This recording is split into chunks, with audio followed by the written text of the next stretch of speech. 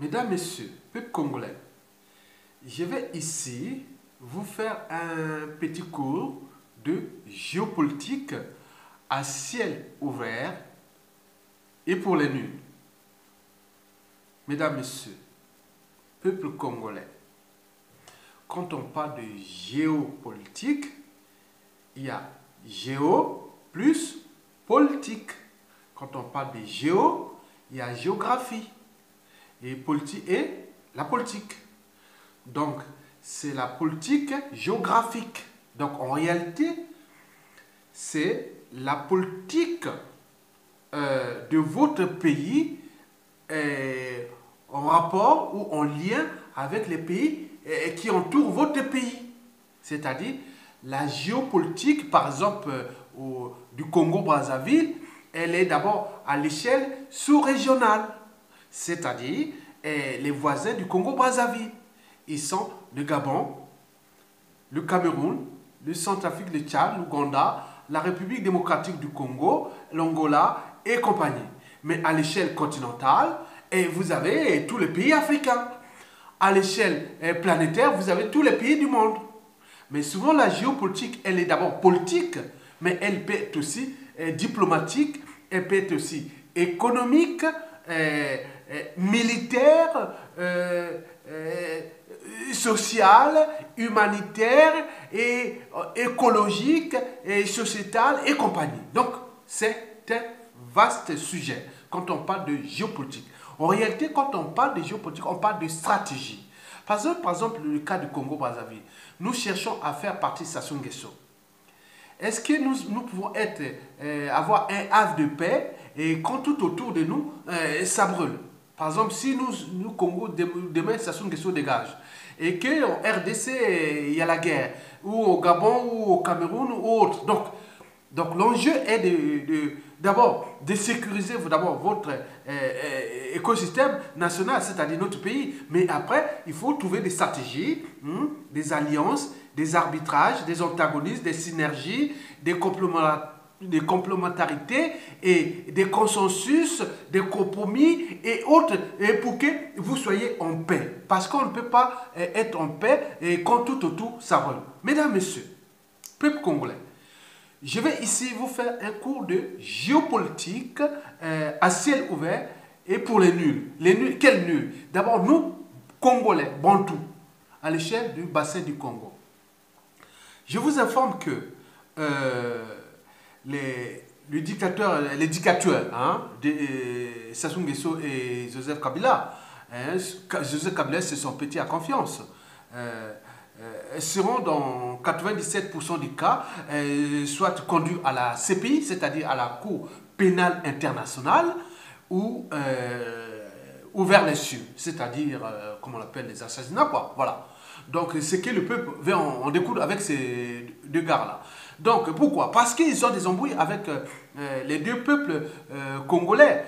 Parce qu'ils ne sont pas venus là pour servir ces pays. Ils ne sont pas venus pour développer ces pays. Ils étaient là simplement pour exploiter ces pays et surtout laisser les intérêts extérieurs exploiter notre pays sans jamais investir. Donc, c'était des pions. Et donc, c'est les raisons pour lesquelles ils ont des embrouilles entre eux. Mais pourquoi Sassou Nguesso s'attache-t-il à Joseph Kabila et inversement? Parce qu'on revient toujours sur cette géopolitique. Quand vous avez un voisin en face de vous, vaut mieux être en paix avec votre voisin. Et surtout si votre voisin est plus intelligent, plus stratégique que vous ou plus fort que vous. Donc il risque de vous envoyer ou faire des problèmes. Et c'est ce que Kabila a subi d'ailleurs en 2014 quand il y a eu l'opération Mbaté à Makolo. Sassou Nguesso a expulsé dans les conditions humiliantes des Aïrois, comme on appelle les Aïrois. Tikanyoka, Boma congolais. Donc c'était comme ça. Donc, mais il y a eu une humiliation. Mais en RDC, c'est rentré dans leur mémoire, leur conscience individuelle et collective que Sassou les a humiliés. Mais pourquoi ils n'arrivent pas à en découdre avec Sassou Nguesso, les gens de la RDC? Parce qu'il y a encore Kabila, parce qu'il y a ces alliances. Donc Kabila et Sassou Nguesso, ils sont unis sur un pacte de s'unir parce que dans cette géopolitique, si l'un tombe, l'autre tombe. Et je vous dis d'ailleurs que quand vous voyez la géographie de la République populaire, la République du Congo-Brazzaville. Je dirais République populaire parce que Sassou Nguesso, bien sûr que c'est République du Congo, mais lui, dans la tête, c'est une République populaire du Congo. Bon, c'est un régime communiste et caractère liberticide, antisocial, criminogène et compagnie. Bon, donc, quand vous voyez la frontière avec la République démocratique du Congo, nous avons plus de 1000 km de frontières. On en est depuis la région du Poul ou du Bas-Congo là-bas jusqu'à la Likwala. Mais c'est un boulevard. Et quand l'un ou l'autre tombe, c'est un boulevard pour les rébellions, pour politico-militaires. Donc, ce que je veux vous dire, c'est que moi, je ne suis qu'un lanceur d'alerte, un éveilleur de conscience. Donc, tout se sait. Hein? Tout le monde le sait. Mais j'en joue le con. Moi, je vous informe pour éveiller votre conscience. C'est-à-dire qu'il y a une entente cordiale, politico-militaire et géopolitique, comme je voulais expliquer, entre les résistances aux tyrannies politiques des deux rives du fleuve Congo, c'est-à-dire Sassou Nguesso et Kabila. Il est sûr et certain, si le dictateur Denis Sassou Nguesso tombe, Joseph Kabila aussi, et inversement. Et pourquoi? Parce qu'il faut voir l'histoire des écosystèmes par rapport à ce que je vous ai déjà précité, par rapport à la géopolitique. Donc on peut pas, moi personnellement, moi, je ne veux pas avoir un voisin qui est mon ennemi. Sinon ça va être l'embrouille permanent et compagnie. Donc on veut toujours être entouré des amis. Donc on cherche toujours des alliances. Donc moi je vous dis que depuis 1960 jusqu'à nos jours, à chaque fois qu'il y a eu un bouleversement de l'autre côté, de l'autre rive du fleuve Congo, il y a eu toujours un impact sur l'autre. Hein? Depuis Lumumba, Mobutu, en passant par les Kabila. Mais nous, d'une autre côté, en passant de Youlou, Massamba Deba, Marème Gwabi, Yombi Opango, Sassou Nguesso 1 et Pascal Lissouba, aujourd'hui Sassou Nguesso 2 et 3. Il y a eu toujours il faut voir les parallèles entre eux. Maintenant, aujourd'hui, c'est que les deux peuples, il faut dire, il y a une sorte de communion nationale des deux peuples, c'est-à-dire du Congo-Brazzaville et du Congo-Kinshasa. C'est-à-dire des deux côtés, ils veulent en découdre avec soit Kabila et Sassou Nguesso. Donc, ils sont en danger. C'est pourquoi, c'est les raisons pour lesquelles ils s'unissent entre eux. Donc, ils sont en train de trouver un pacte entre eux. Parce que, de toute façon, ils ont confisqué les moyens de ces deux pays, qui sont les moyens de l'État, les moyens du renseignement, des administrations, c'est-à-dire qu'elles soient policières ou des moyens policiers ou des armées, de la justice, du renseignement, des comptes publics, des ressources naturelles et autres. Donc, ils sont accaparés de ça. En fait, ils ont confisqué ces moyens énormes. Mais les gens cherchent à récupérer ces moyens. Une fois récupérés, et les dictateurs, ils peuvent se retrouver dans la merde, soit à la CPI ou même, tout justement, ils auront dans les cieux. Et c'est que les gens cherchent même par rapport aux crimes qu'ils ont commis. Du côté de Sassou Nguesso, on parle de plus de 1,5 million de morts. Et de celui de l'autre rive, un jeune qui n'est que là depuis 17 ans à peine, alors que Sassou est depuis 34 ans. Mais lui, le lève a dépassé même le maître. Kabila, en son compteur, a dit 8 millions de morts. 8 millions de morts en peine 17 ans de sa dictature. Donc aujourd'hui, il est rentré dans les transitions à répétition, parce que c'est comme Mobutu en 92 à 97. Donc il faisait des jeux comme ça. Bon, Kabila, il devait partir depuis 2016. Il est là, il fait le jeu. Et Sassou Nguesso d'ailleurs. Donc ils s'entraînent, c'est un effet d'entraînement parce qu'il faut se souder. Mais bien sûr que vous connaissez les points communs entre eux, c'est-à-dire ils se soudent et pour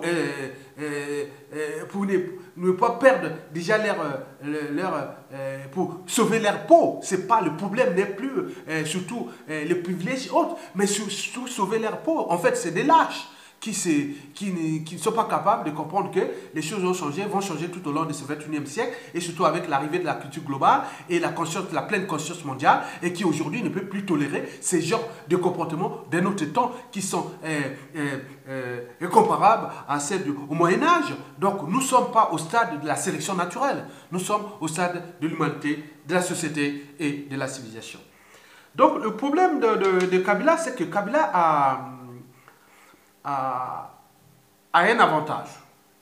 Le dictateur de l'autre rive du fleuve Congo. Parce qu'il faut savoir qu'entre les deux capitales les plus rapprochées au monde, Brazzaville et Kinshasa, les deux capitales, sont séparées par le fleuve Congo, le deuxième fleuve le plus puissant du monde, après l'Amazonie.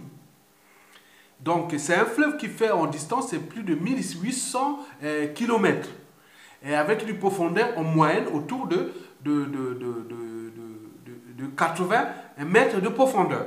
Mais il arrive des endroits, on a dit qu'il y a des endroits où il peut arriver jusqu'à 200 mètres de profondeur. Vous voyez, c'est le fleuve le plus profond du monde. Et deuxième le plus puissant du monde après l'Amazonie. Et entre Brazzaville et Kinshasa, nous sommes séparés de 5 km de large sur ce fleuve. Mais il arrive des endroits où le fleuve s'est réduit qu'à 1 km. Il y a des endroits où le fleuve s'étend jusqu'à 10 km de large. Donc vous voyez ce fleuve-là qui est le parallésisme à l'équateur entre l'Amazonie, le Brésil et en arrivant en Afrique équatoriale ou centrale qui s'appelle les deux Congo Brazzaville. Mesdames, Messieurs, donc les deux capitales sont les plus rapprochées au monde et donc Kabila, lui il a l'avantage parce que il gère quand même un pays qui est au premier rang mondial de tous les classements des minerais et des terres rares. Je ne veux pas parler du coltan pour les technologies.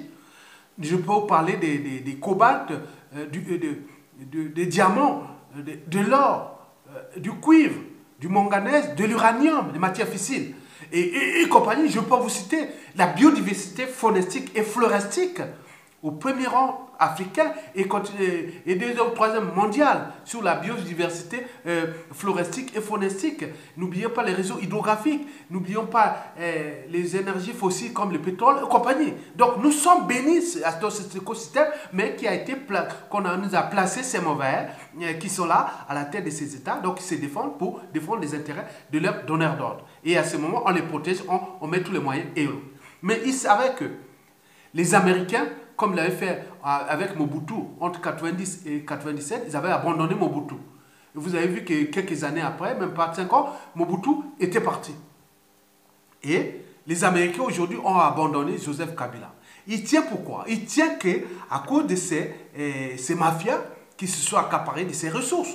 Donc ils entretiennent. Donc tous les systèmes, que ce soit la résistance intérieur ou extérieur, avec tous ces partenaires qui vont être demain les partenaires du Congo nouveau. Et donc, ils mettent tous les moyens pour bloquer les circuits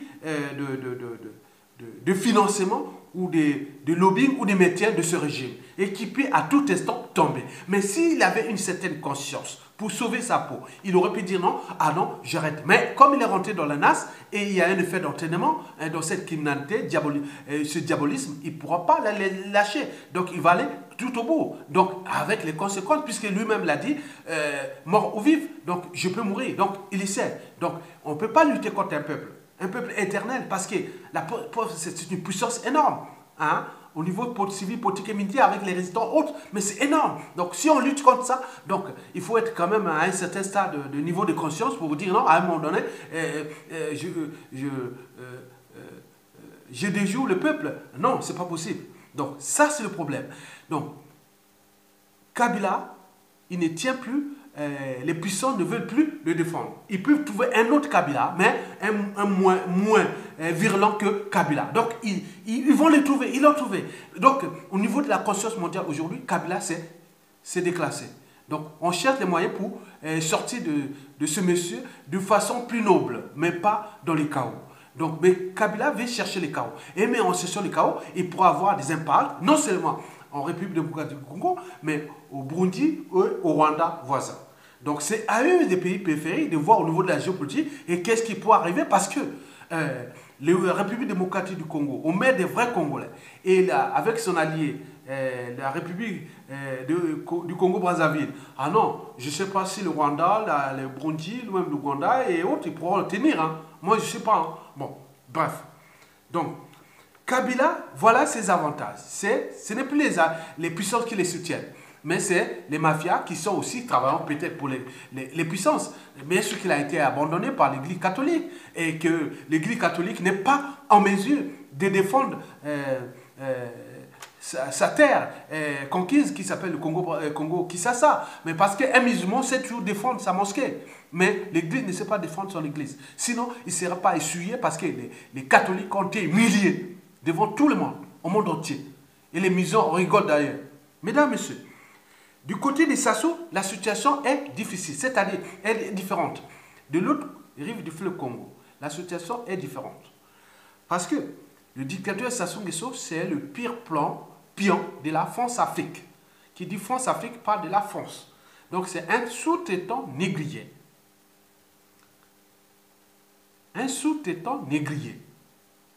De la pire espèce. Un sous-préfet de la France-Afrique. Il est l'aboutissement de la France-Afrique au Congo-Brazzaville. Donc, ce monsieur-là, il est tenu par la France. Il est conseillé, renseigné, militarisé. Et toutes les informations qui arrivent. Donc, les peuples congolais luttent contre un monstre. Bien sûr que la France joue son rôle, qui est d'ailleurs, d'abord, celle de l'application simplement des accords de la conférence de Berlin de 1885, qui a commencé d'ailleurs en novembre 1884, qui a terminé en février 1885. Il s'agissait de la division de l'Afrique, qui se sont servis jusqu'à la décolonisation des années 60. Mais il arrivait un autre problème après la Seconde Guerre mondiale. Il y a eu l'ancien ordre mondial qui a donné à la France les droits de veto, les gendarmes de l'Afrique, les FMI et compagnie. Donc la France continue à faire ça, mais les choses ont changé. Il y a d'autres puissances économiques qui sont là, qui commencent à monter, dont la Chine, l'Inde et autres. Et les États-Unis ont compris comment la vie c'est comme un bicyclette, pour garder l'équilibre, il faut avancer. Donc, on ne peut, le monde que nous vivons est un processus de notre pensée. Il ne peut être modifié sans repenser notre pensée. Mais la France reste toujours dans ce modèle de la conférence de Berlin, plus l'ancien régime et la France-Afrique, ils ne changent pas. Donc, c'est là. Donc, ils pourront se retourner contre eux parce que tout est changé. Les puissances nouvelles qui sont là autour, qui gravitent autour de ces zones d'Afrique, surtout du bassin du Congo, qui est le plus riche du continent noir. Donc, ça pourra retourner contre d'autres. Même d'autres pensent que peut-être cet écosystème pourra revenir peut-être à 80% ou 90% anglophone, puisque le Rwanda, en face, malgré les contradictions, les antagonismes dans la sous-région, le Rwanda s'est développé et quand même avec un dynamisme économique, parce que c'était encore francophone, il serait là, parce qu'il serait encore déclassé, parce que c'est dans les pays francophones qu'on regroupe le plus grand nombre de dictateurs, et c'est aussi dans les pays francophones d'Afrique et que les peuples sont plus déclassés, déshumanisés, décivilisés. Donc les gens commencent à comprendre ces jours-là. Mais la France ne peut pas comprendre. Mais le problème de l'avantage de Sassou, c'est qu'il est le pilier de la France-Afrique. Et la France-Afrique, ce n'est pas les multinationales Total et tous ceux qui font les affaires là-bas, les mafias et tous ceux qui travaillent au nord de la France, qui mélangent tout au nord de la France, mais qui, au niveau des comptes publics français, ils n'apportent pas grand-chose. Parce que leur butin magot est caché dans les paradis fiscaux autres. Mais qu'est-ce qui tient? Pourquoi la France tient à maintenir Sassou Nguesso?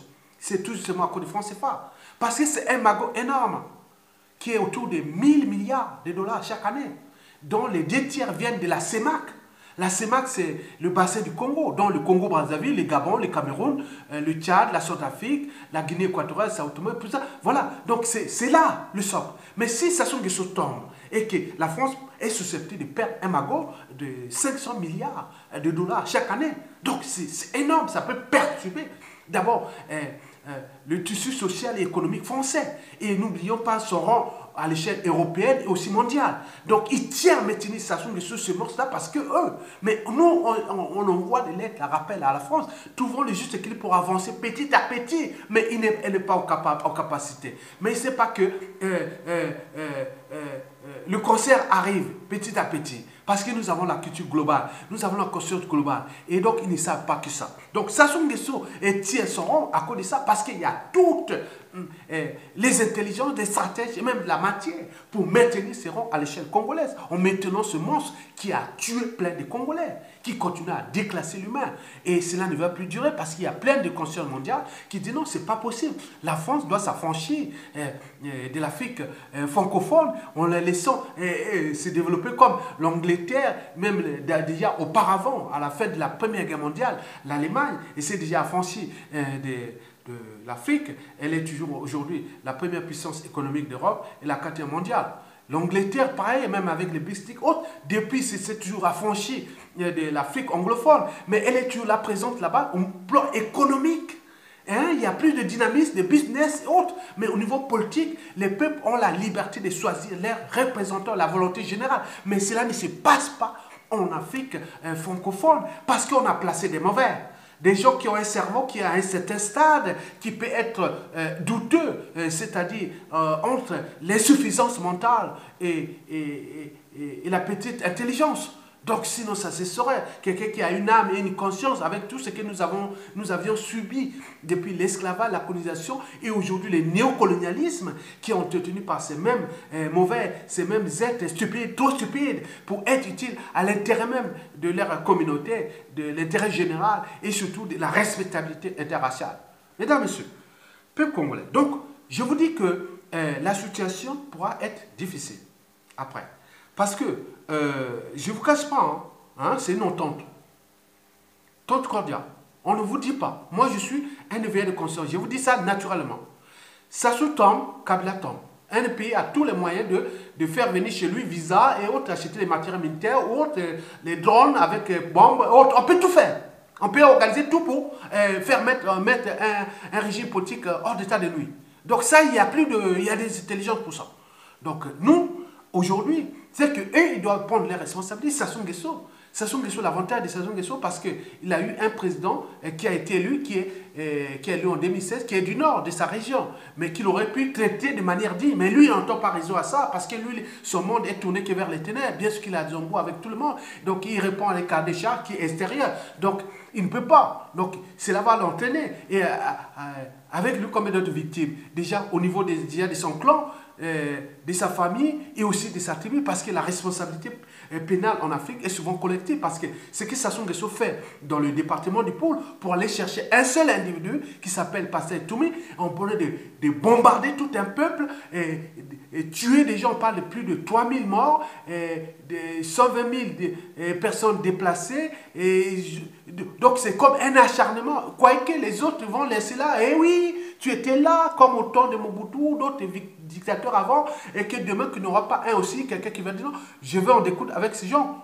Hein? Donc, ils le savent. Donc, ils peuvent continuer à se maintenir coûte que coûte au pouvoir par la force, mais pour combien de temps encore? Passer les enjeux là. Donc, nous sommes en face de deux peuples compacts, frères, et qui sont là, et qui attendent, qui cherchent les stratégies par tous les moyens pour les mettre hors d'état. Une fois les récupérer, ça y est. Le jeu a terminé. La grande cour des récré criminels s'est terminée. Et tout le reste, vous voyez les conséquences après. Mesdames, Messieurs, peuple congolais, donc vous l'aurez compris, et donc je vais vous laisser en compagnie de la musique de notre pays. Vous avez eu un petit cours de géopolitique. Hein? Donc la géopolitique, j'ai pu la situer d'abord du point de vue relations sociales. Elle peut commencer à dire au niveau des relations sociales. Les relations entre familles, entre ceci, entre tribus, entre ceci. Donc c'est aussi une géopolitique. Entre les dérives du fleuve Congo, il y a des Téké, il y a des Ngala, il y a des Bakongo, il y a tout ça, on peut les Téké, on peut mélanger. Mais après, on peut encore continuer au niveau politique, des relations politiques, c'est-à-dire les partis, les alliances, les histoires, même intellectuelles, militaires et autres. Il y a tout ça, c'est une géopolitique. Maintenant, il faut intégrer l'économie, le marché et plein de choses.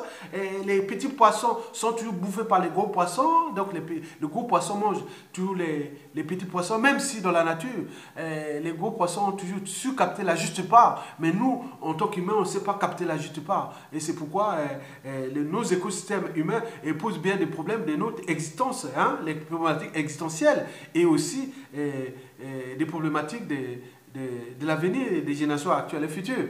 Donc nous devons repenser ça à cette échelle. Nous devons agir et penser local et agir global. Donc c'est la somme des équilibres des libertés fondamentales. Pardon. La somme des équilibres des libertés fondamentales, des droits fondamentaux, du but même de la condition humaine, ou écologique, ce que nous appelons à l'échelon macroéconomique le progrès social, écologique et sociétal. Donc nous devons faire ça à chaque étape. Donc l'objet, c'est d'abord l'éducation. L'éducation, c'est très important. Et après, nous pouvons mettre toutes les solutions pour que nous puissions rééquilibrer population et matière, cycle de vie et matière, et politique et société, civilisation et société, et tout ce qu'on peut repenser ça. Mais mesdames, messieurs, je vous laisse avec l'agenda 2018 du Mont Blanc. Vous voyez le Mont Blanc, hein? L'agenda 2018. Ça, c'est les massifs alpins. Vous savez que j'ai passé ces massifs alpins quand je faisais ma maîtrise de géologie, de sciences naturelles. Hein. Les sciences naturelles, c'est sciences de la vie et de la terre. Donc, vous avez les côtés biologie, plusieurs matières de biologie, hein, qui soient biologie animale, biologie végétale. Et dans la biologie animale, il y a la physiologie animale, physiologie animale, biologie végétale, biologie... voilà. Donc, vous avez ça en prenant en compte la géologie, hein, la sédimentologie, la tectonique, la sédimentologie... la paléontologie et tout ce qui est des sciences de l'environnement. Donc nous avons fait ça, j'ai fait ça, une maîtrise de sciences naturelles obtenue en France ici, à l'époque, au milieu des années 90. Bon,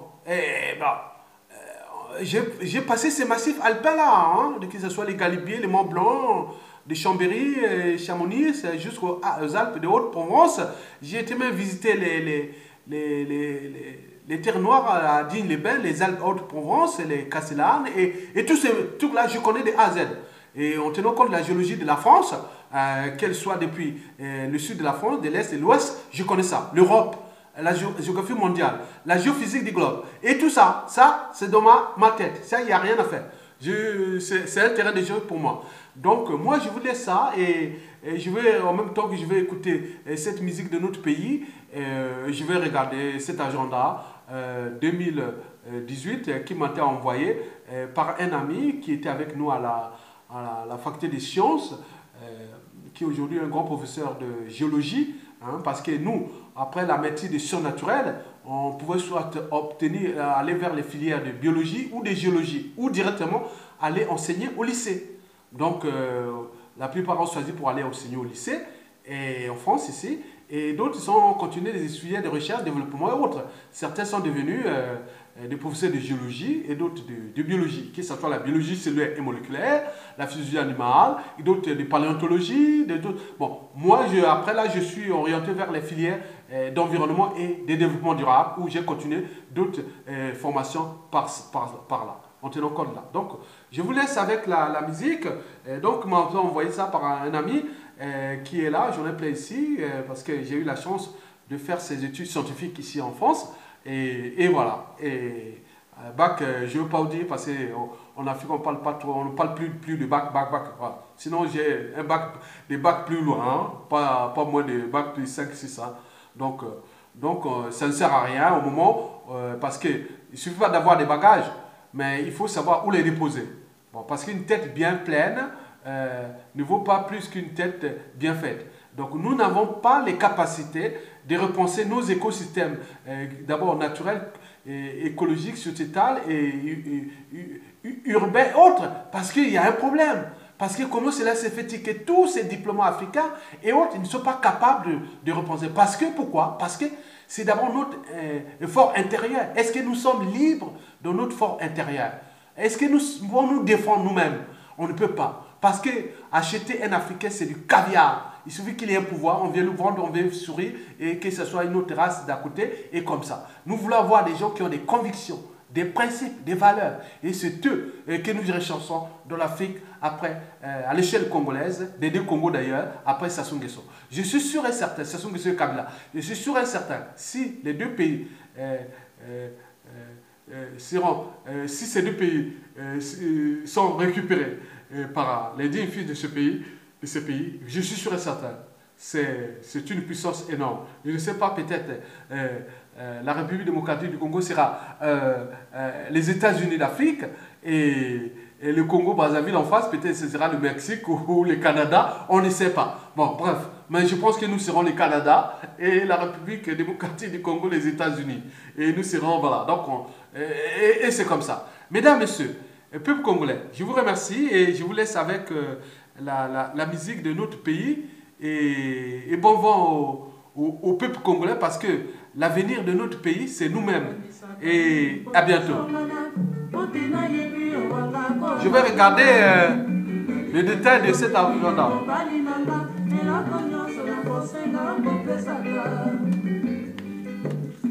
Mwamba mulai mushila mei soki olobi oboyaka nakomi na milumba nayebila solo nasali mabe kasi nabondeli mingi limbisaka mobali akoki mpe kolimbisa mwasi mpona ayembi mwasi azali nsima na ye mwamba mulai mushila te talaka banda oboyinga motindo nakomi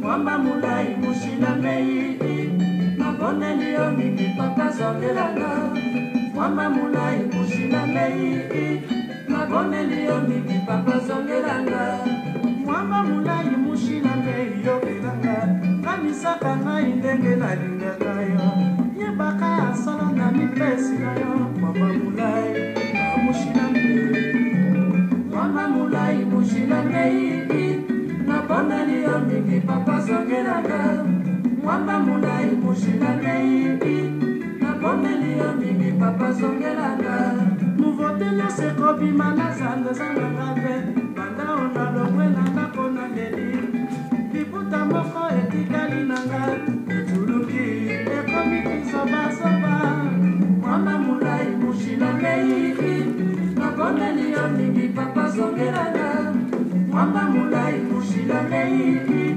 naboneli yo mingi papa zongelanga nazalaki kolamba na mokolo nzungu mine lelo nabebisi chance epai ya mwamba nazongeli lisusu kolamba mayoto situta nakomi kolela Mwamba mulai mushila mei naboneli yo mingi papa zongelanga Mwamba mulai mushila mei naboneli yo mingi papa zongelanga